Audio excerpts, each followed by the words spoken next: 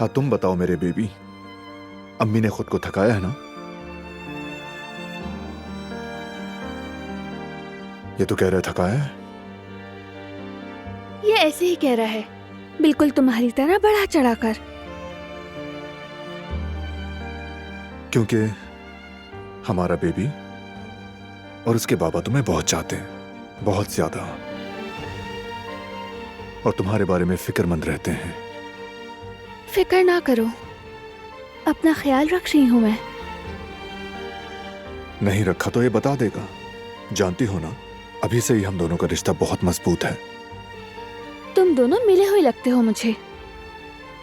मुझे तो कहते हो मगर तुम भी इन दिनों बहुत थक गए हो, बल्कि इफ्तार तक थोड़ा आराम कर लो तुम। ठीक हूं मैं। वैसे इफ्तार से पहले मैं बाबा और अपने भाइयों के साथ थोड़ी वॉक करूंगा।